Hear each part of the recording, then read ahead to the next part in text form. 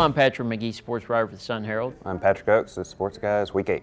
We're here to talk about Friday night's big games again. I'll be talking about East Central Pass Christian and also Harrison Central St. Martin. I'll talk about Ocean Springs playing Biloxi, but I'll kick things off talking about D'Iberville and Georgia County. Our game of the week, pretty interesting one, I think. I don't know if these teams could be much different. You have a team in D'Iberville who might have 3 100-yard rushers.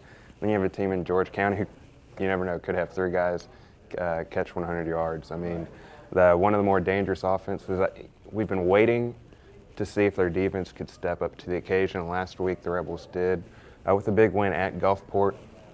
Really a game that I think the Rebels, if they play the cards right, could build some momentum off of. We knew that they could score, but the fact that they were able to hold Gulfport down, I think, was a big one. And then in D'Iberville, Eric Collins, they just continue to roll, it seems like. They have Mike Kozlowski back at quarterback, seems to do a good job handing the ball off to big guys like Micah Booker and Foster and McCray, and they carried the load last week. I think all 3 of them had 100 yards rushing. They seem to be moving along right now. They have a strong defense. They have some good kids on that side of the ball who can wrap up, make tackles. I think D'Iberville, unfortunately for George County, kind of snuffs out the feel-good story right now. I think D'Iberville ends up winning a close one, maybe by 10 points. In the other game, you got Ocean Springs and Biloxi. Biloxi hadn't won a game since 2013, but they won last week. And a big one for Bobby Hall and those guys winning at Harrison Central. I think Tim Jones probably his best game of the season. Tiger Thomas ended up getting hurt. They actually went to the backup quarterback, and they still were able to hold on for a close win. Then you have Ocean Springs team you saw last week. It seemed like turnovers really kind of did them in last week. It's a strong D'Iberville team. But when you have an interception return for a touchdown, that's a killer. Ocean Springs, I think, kind of finds a way to get going again. I like how they've been trying to work in Austin Williams in different ways, just get him the ball, let him do things. He's a special kid, Mississippi State commit out at receiver. I think Ocean Springs, I think the Greyhounds kind of bounced back this week with a win at D'Iberville, maybe 14 points. St. Martin, Harrison Central, you mentioned Biloxi winning last week. That was really probably the most stunning development for Biloxi to beat Harrison Central. So you're kind of wondering where they're at coming into this game. St. Martin got back on track against Hancock. A pretty good Hancock team and really put it on pretty good.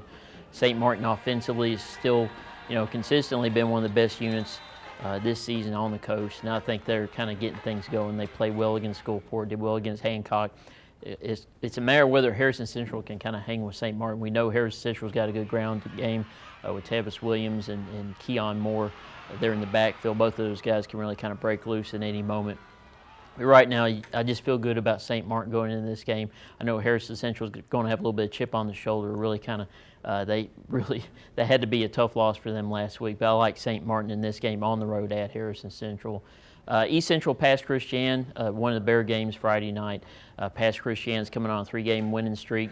East Central had a tough time with Moss Point, but managed to pull it out. Tony Brown finally got rolling in the second half. Moss Point held them to only 230 yards rushing. One of the worst games of the season for Tony Brown. Continuing to lead the nation in rushing. He's really a fast kid. Whenever seeing him in person, I was really impressed. He's able to get in the secondary and outrun cornerbacks, safeties, linebackers, you name it.